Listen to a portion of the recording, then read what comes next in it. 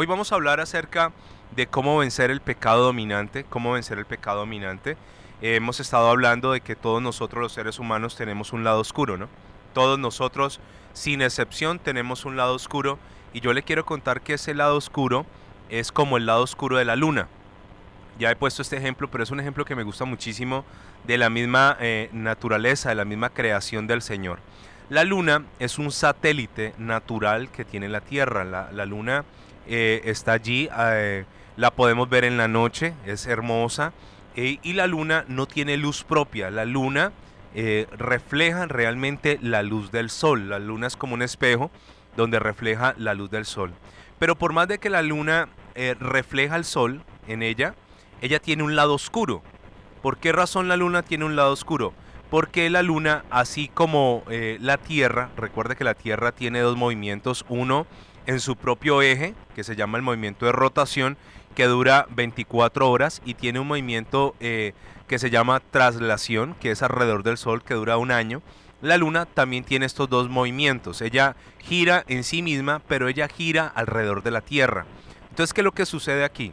Ella en su movimiento de girar alrededor de sí misma se demora 27 días, 7 horas, 43 minutos y 11,5 segundos. O sea, se demora muchísimo.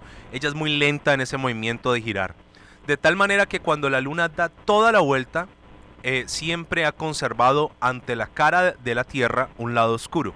La luna se ha dejado ver en un 59%, pero hay un 41% de la luna que no se conoce hasta ahora. No lo han podido ver con telescopios, no se ha podido conocer qué hay allí en ese lado oscuro de la luna.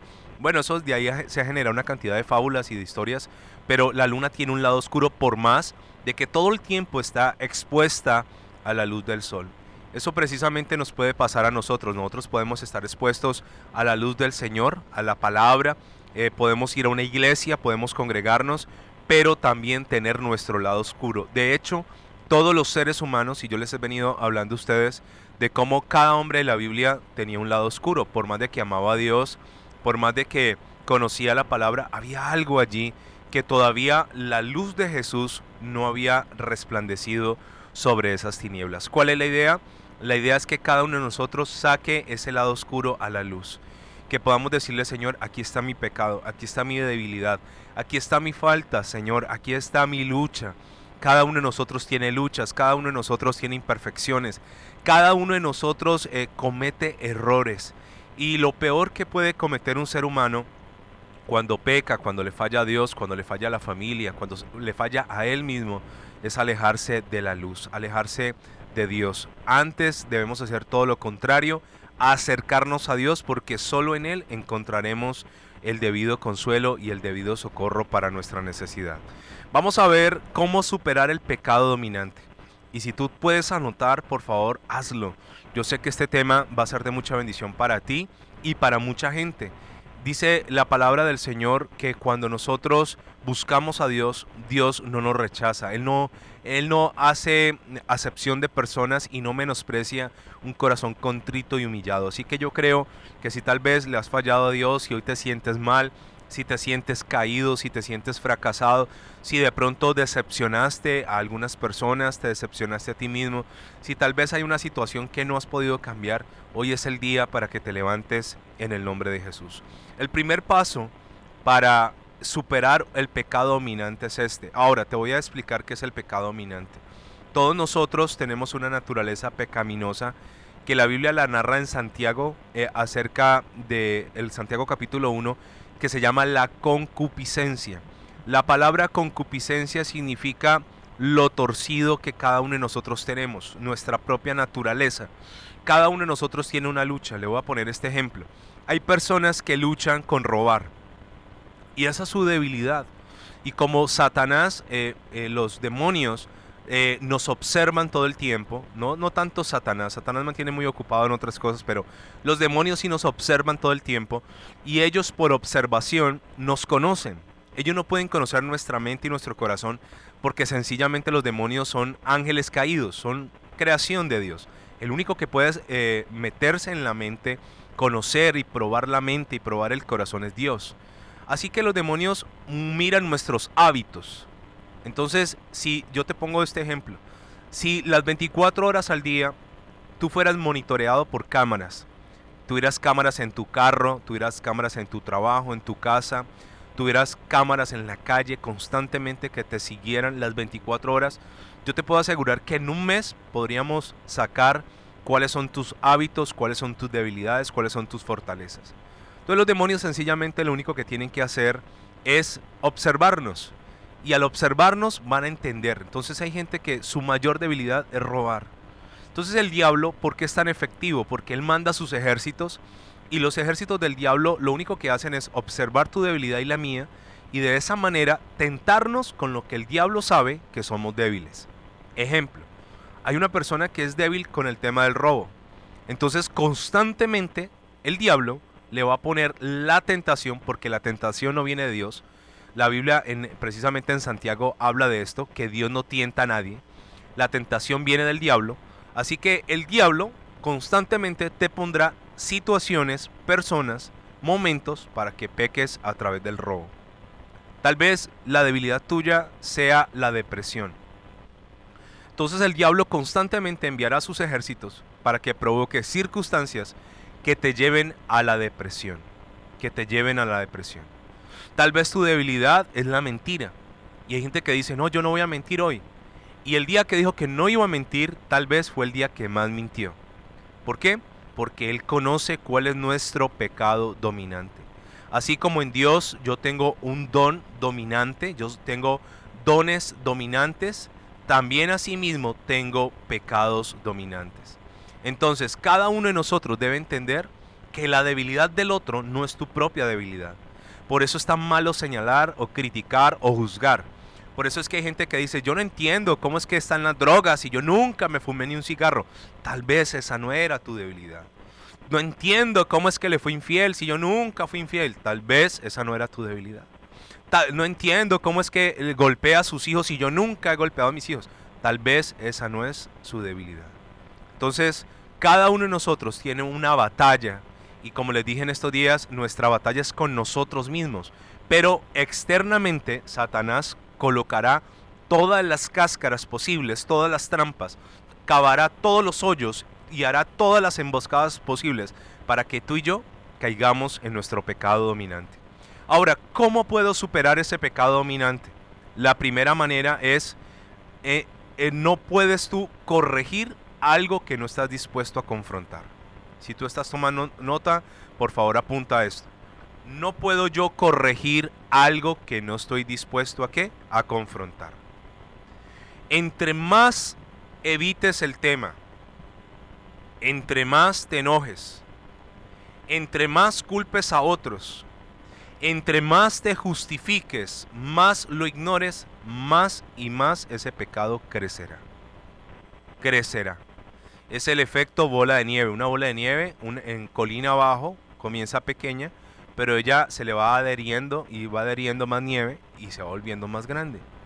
Así es el pecado. Entonces, entre más yo lo evite, más, yo no quiero hablar del tema. Hay gente que le dice a uno, no, pastor, yo no quiero hablar del tema. Hay gente que le dice a uno, no me toque ese tema, no quiero tocarlo, no quiero hablar. A veces una persona es confrontada y ¿qué hace? Se enoja, se pone furiosa. Entonces, entre más tú lo guardes, peor será renunciar y vencer el pecado dominante. Cantares, libro de los Cantares, capítulo 2, versículo 15, dice, cazad las zorras, las pequeñas zorras que echan a perder las viñas. Esto lo dice Cantares, capítulo 2, versículo 15. ¿Qué dice la Biblia? Cacen las zorras, pero luego dice las pequeñas zorras que echan a perder las viñas. ¿Qué es una zorra? Bueno, una zorra no es una mujer que le quita el esposo a otro, aunque hoy en día se le dice así. Una zorra es un animal muy astuto, pequeño, parece un lobo pero es pequeño, es tal vez del tamaño de un gato. Y las zorras son muy ágiles, así que las zorras les gusta comerse las uvas. Y cuando una persona planta una viña, un viñedo puede demorarse en estar listo de 3 a 5 años, más o menos ese es el promedio que se demora en estar listo una vid. Ahora, resulta que la gente planta su viña y estos animalitos para poderse comer las uvas, usted sabe, si usted ha tenido la oportunidad de estar en un cultivo de uvas, usted ha visto que las uvas crecen a través de la vid como en un arbusto y los racimos quedan colgando, ¿no? Quedan colgando en el aire. Así que la zorra, queriendo comerse esa vid, comerse esas uvas, trepa por el tallo de la vid, trepa por el tallo de la planta y con sus garras al tratar de trepar destruye la viña, la daña, tratando de comerse ¿qué? Las uvas. La Biblia dice que una pequeña zorra, una pequeñita zorra, puede destruir un gran cultivo. Eso dice la palabra. Entonces, entre más tiempo yo me demore en corregir eso, más daño puedo llegar a sufrir. Es necesario confrontarnos con nuestro propio pecado. Una característica que le quiero leer aquí de un rey llamado Saúl es que Saúl no le gustaba que lo confrontaran. Usted cuando Dios lo confronte, de alguna manera siéntase agradecido. Cuando Dios envíe a una persona que te diga, mira, lo que tú estás haciendo está mal. Cuando una persona venga y te diga, ese pecado no es correcto, eso te va a hacer daño. Cuando una persona venga y te diga, si sigues haciendo eso, vas a fracasar, tu matrimonio se va a dañar. Cuando una persona viene y te incomoda, no te enojes. Antes lo que tienes que hacer es estar agradecido con esa persona, porque esa persona en realidad sí te está cuidando, en realidad sí te ama, en realidad sí quiere tu bien. El que te dice, vamos a beber, que no pasa nada, vamos a montarle los cachos a nuestras mujeres, que no pasa nada. El compañero que te dice, vamos a robar en la empresa, que nadie se va a dar cuenta, realmente esa persona no te conviene. Pero aquel amigo que te confronta, aquel pastor, aquel líder, aquel hermano de la iglesia que te confronta, aunque te duela, debes estar agradecido, decirle gracias, porque aunque me dolió, aunque me enojó, aunque me incomodó, es por mi propio bien. Ahora, ¿qué pasó con Samuel? Samuel capítulo 15. Vamos a ver por qué, Saúl, ¿qué pasó con Saúl? El primer libro de Samuel capítulo 15. Saúl era rey en ese momento. Y Dios le da una orden a Saúl. Le dice que destruya a Amalek. Eso es lo que dice Dios en el versículo 3 del capítulo 15 de Primera de Samuel. Le da una orden y le dice que vaya y hiera a Amalek y destruya todo lo que ese pueblo tenía. Todo. ¿Por qué? Porque ese pueblo había sido malo. Había sido un pueblo perverso que le había hecho la vida imposible a los israelitas. Pero Saúl se va y desobedece la orden de Dios, de tal forma que deja vivo el ganado, deja vivo al rey de Amalek llamado Agag y no lo mata. Entonces Dios le envía al profeta Samuel y le pregunta a Saúl si ha cumplido la orden. Entonces Saúl le contesta lo siguiente, versículo 13 de 1 Samuel capítulo 15. Vino pues Samuel a Saúl y Saúl le dijo, bendito seas tú de Jehová, yo he cumplido la palabra de Jehová, dice mentirosamente Saúl. Samuel entonces dijo, pues qué balido de ovejas y bramido de vacas es este que yo oigo con mis oídos. O sea, si acabaste con todo, ¿por qué yo escucho que tienes ganado? Y Saúl respondió, de Amalek los he traído, porque el pueblo perdonó lo mejor de las ovejas, de las vacas, para sacrificar a Jehová tu Dios, por lo demás lo destruimos. Esa no era la orden de Dios. Ahora, ¿qué pasa? Dios confronta a Saúl y le dice, mira, tú no me sirves como rey. Porque una característica de un buen rey es que tiene que ser obediente a Dios. Y Saúl en repetidas ocasiones había demostrado no ser un hombre obediente. Entonces mire lo que dice la palabra acerca de la confrontación de Dios a Saúl acerca de la obediencia. Versículo 22. Samuel el profeta le dijo a Saúl, se complace Jehová tanto en holocaustos y víctimas, porque Saúl le había dicho que le iba a hacer un holocausto a Dios, como en que se obedezca a las palabras de Jehová. Subráyelo por favor. Ciertamente el obedecer es mejor que los sacrificios y el prestar atención mejor que la grosura de los carneros. O sea, Dios le está diciendo a través de Samuel a Saúl, a mí no me importan los sacrificios, a mí me importa que me obedezcas, que me obedezcas. ¿Qué estaba haciendo Saúl en ese momento? Confrontado con su pecado. ¿Cuál era el pecado dominante de Saúl? La desobediencia. Pero ¿qué encuentro yo en Saúl? Saúl era una persona, primero se escuda en los demás, culpa a otros. Mire, usted puede culpar a otros de su mal, puede culpar a otros de su pecado, puede culpar a otros de su debilidad, como lo hizo Saúl. Saúl culpó al pueblo. Él dijo, el pueblo fue el que los trajo, yo no los traje. Y el pueblo me dijo, ofrezcámoselo a Dios en sacrificio, en holocausto. O sea, se amparó en el pueblo cuando la orden se le había dado Dios al rey, a Saúl. Tú puedes culpar a otros. Es que el esposo que tengo, la esposa que tengo, los hijos que tengo, el hogar que tengo, de la familia que vengo, en el país que nací, la situación económica. Puedes culpar a otros para justificar tu pecado. Y mientras hagas eso, nunca podrás avanzar. Porque el primer paso para avanzar es estar dispuesto a corregir y a ser confrontado con mi pecado. ¿Sabe cuál es la gran diferencia entre Saúl y David? El sucesor del rey Saúl fue David. David tal vez pecó más que Saúl. Y tal vez cometió pecados más graves que los pecados de Saúl. Pero número uno, David nunca fue desobediente. Y número dos, cuando se equivocó, siempre lo reconoció. Cuando a David Dios le manda al profeta Natán y le dice, tú has pecado con una mujer y te has acostado con una mujer que no era la tuya y vendrán estas consecuencias. ¿Sabe qué dijo David? Señor, así sea como tú me dices. No apartes por favor de mí tu Santo Espíritu. Y reconoció que se había equivocado. Pero Saúl no. Ahora, ¿qué hace Saúl? Él es confrontado por el profeta Samuel. Y el profeta Samuel le dice en el versículo 23, porque como pecado de adivinación es la rebelión. Mire, la gente rebelde está igual que el brujo. Como pecado de adivinación es la rebelión, y como ídolos e idolatría la obstinación. Por cuanto tú desechaste la palabra de Jehová, Él también te ha desechado para que no seas rey. Aclara la Biblia, no lo desecha como persona. Simple y llanamente no puede tener un cargo tan importante como rey si es tan desobediente. Ahora, ¿sabe qué hace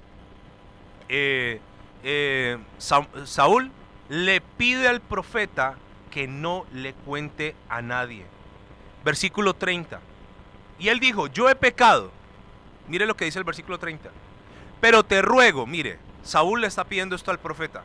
Pero te ruego, me honres delante de los ancianos de mi pueblo y delante de Israel, y vuelvas conmigo para que adore a Jehová tu Dios.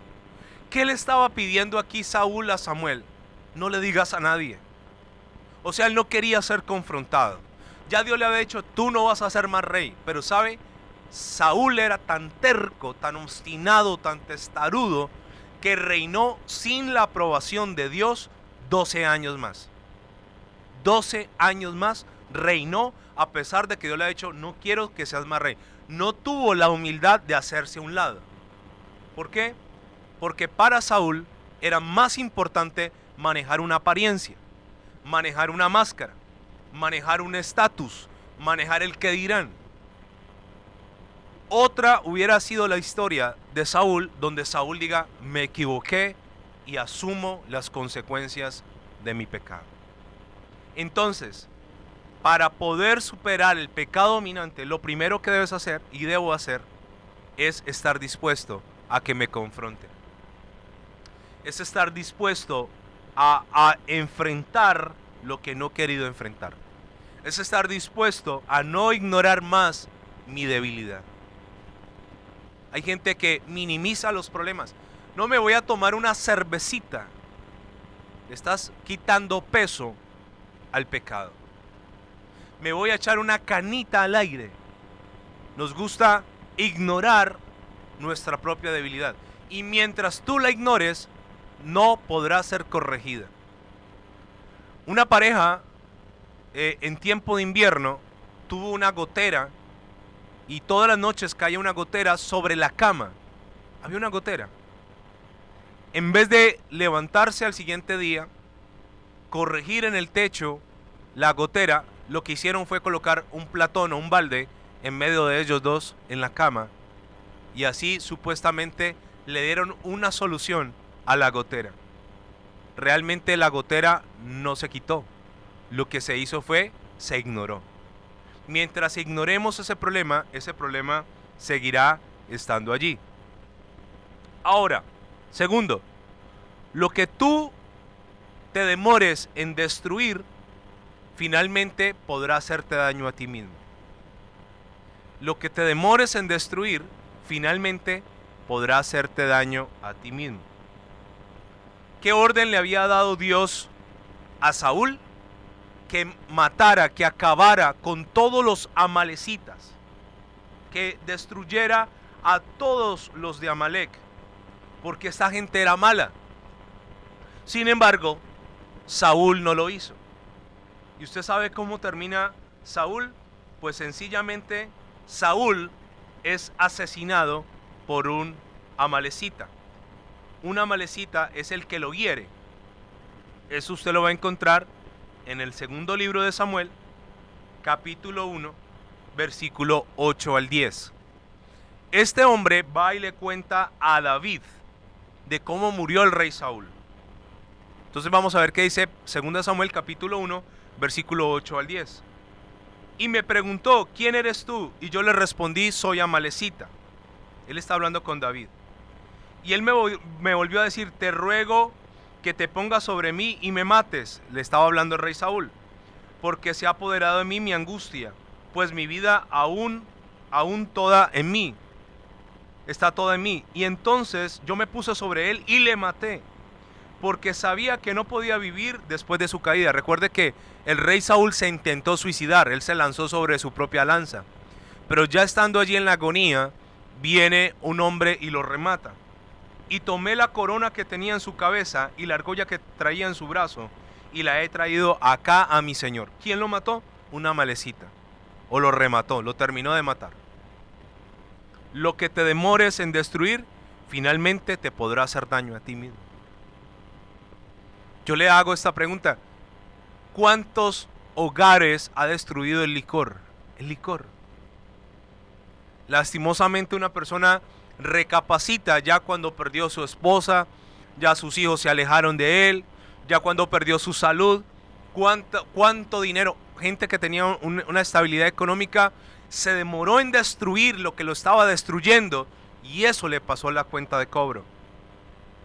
Tercero, para poder vencer el pecado dominante, te quiero decir esto: si tú estás luchando contra un pecado dominante, esa es la prueba que todavía no ha sido conquistado.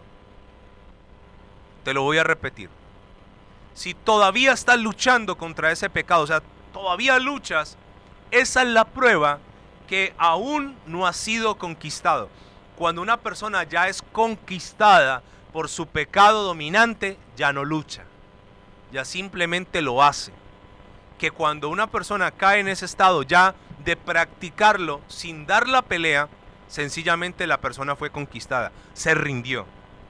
Pero te cuento algo poderoso: todos los hombres caemos, todos de alguna forma u otra fallamos, pero solo los grandes se vuelven a poner en pie, solo la gente grande se vuelve a parar, solo la gente grande vuelve a levantarse. Y si tal vez hoy tú estás caído, tú estás fracasado, tal vez estás arruinado o arruinada, tal vez quebraste en la empresa, tal vez fracasaste en tu vida emocional, levántate una vez más. Los grandes son los que se levantan. Ahora, no te quedes allí en el suelo tirado, levántate, levántate. Es una clave de un hombre fuerte, aquel que pelea. Pero si te dejas conquistar, habrás perdido esa gran batalla. Cuarto, para vencer el pecado dominante, tengo que odiar mi debilidad. No veas tu debilidad con tolerancia. Debes odiarla, debes sentir desprecio hacia tu debilidad. ¿Sabe? Hoy en día Hay miles de personas en el mundo que odian los cigarrillos que ellos mismos están fumando todos los días. Hay miles de personas odiando ese cigarrillo, odiando ese vicio. Hay miles de personas que dicen: yo no debería estar fumando, yo no debería estar. Tú debes odiar eso. Tú debes pedirle a Dios: Señor, yo no quiero hacer más esto. Cuando tú comienzas a sentir desprecio por ese pecado, no tolerancia, entonces estás cerca de tu libertad. Estás cerca de vencer el pecado dominante en ti. Entre más lo toleres, entre más lo justifiques, entre más lo cuides, más se fortalecerá. Hay algo que me sorprende con la gente que tiene problemas de alcohol. Y es que ellos saben, muchos de ellos, que no está bien tomar. Pero son tolerantes. Entonces dicen: voy a tomar de vez en cuando. No. Tú debes decir: Dios mío, ayúdame a aborrecer el trago. Ayúdame a aborrecer el robo. Ayúdame a aborrecer la mentira. Ayúdame a aborrecer el adulterio. Ayúdame a aborrecer la depresión. Cuando comiences a aborrecer eso, entonces podrás ser libre. Pero mientras lo veas como algo común, cuando te justifiques en que tú no eres el único, en que hay mucha gente que lo hace, en que no es tan malo si la gente lo hace. Mire, el trago es tan malo que cuando pasan una cuña publicitaria en televisión acerca del licor, tienen que decir que el licor es perjudicial para la salud, al igual que el tabaco. Pero la gente no aborrece el pecado y lo sigue practicando. Quinto paso para vencer el pecado dominante. Es muy importante saber con qué tipo de personas te estás relacionando. Cada relación en tu vida alimentará una debilidad en ti o alimentará una fortaleza. Hay amigos que van a darle vida a lo que Dios quiere que muera. Hay amigos que le darán vida a lo que tiene que morir en ti. Cuando yo consumía drogas, recuerdo que lo primero que Dios habló a mi corazón, no de manera audible, sino esa voz interna, me dijo: aléjate de todos tus amigos, entre comillas amigos. Porque esta gente le daba vida a lo que yo necesitaba que muriera en mí.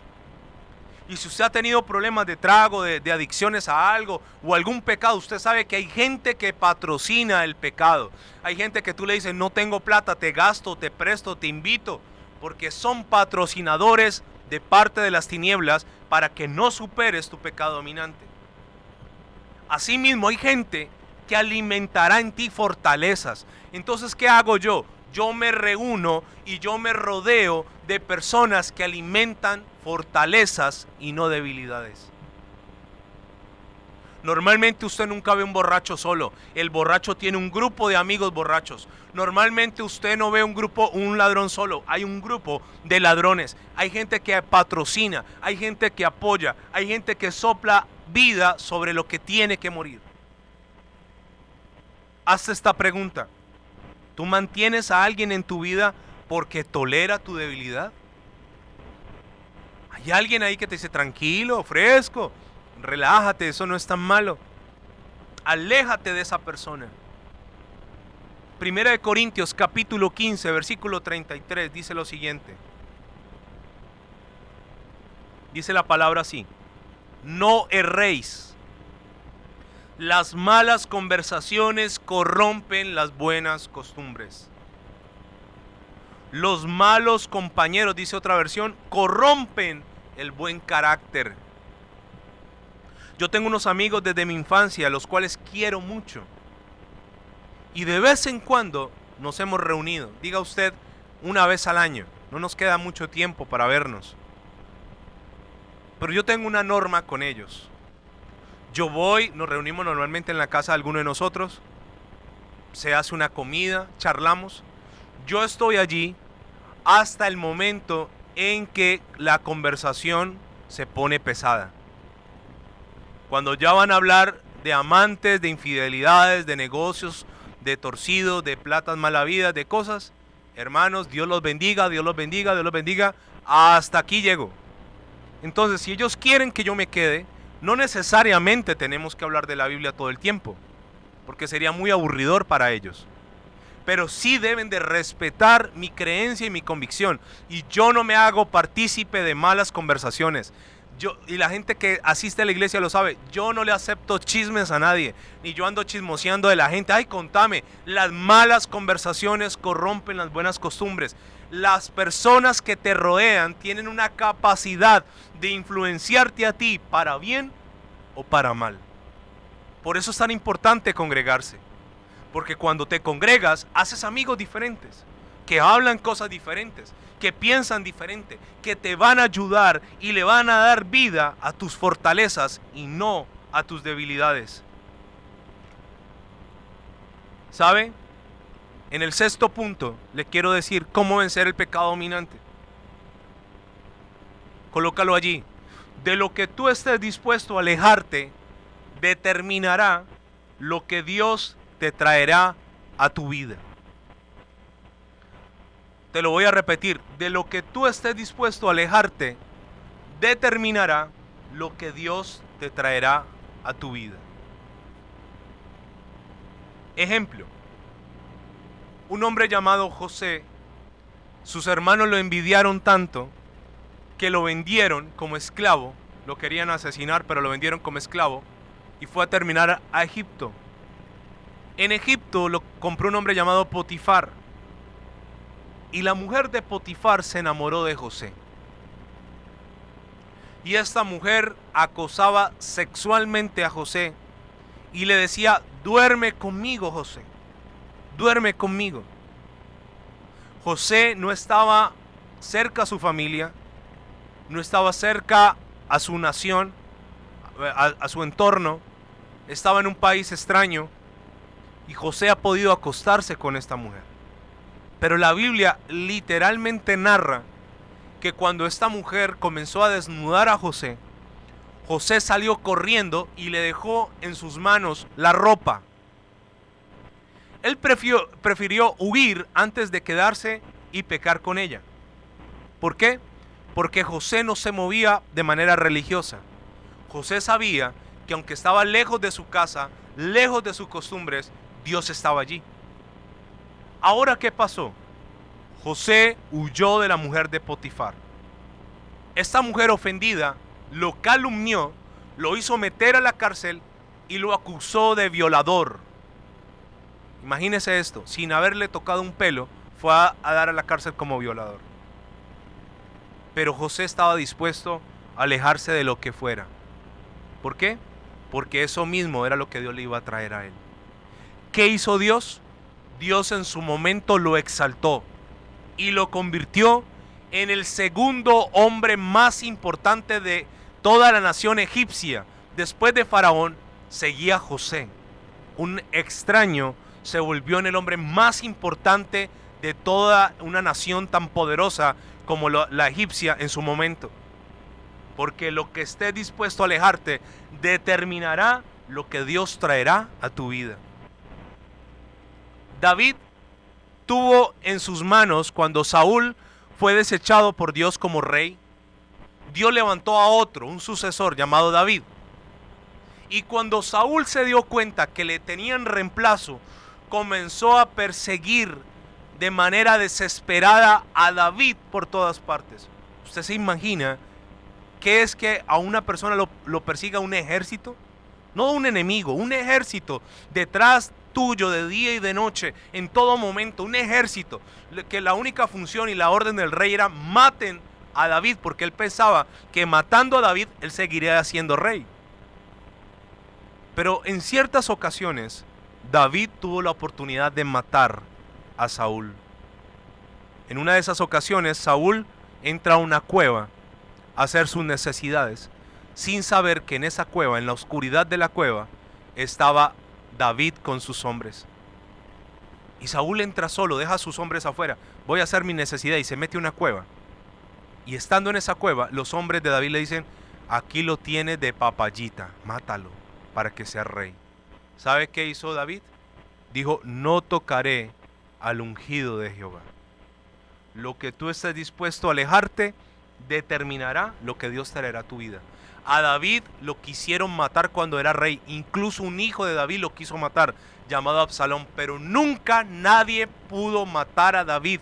David murió de viejo, porque eso mismo fue lo que él sembró, y de eso mismo fue lo que él se alejó.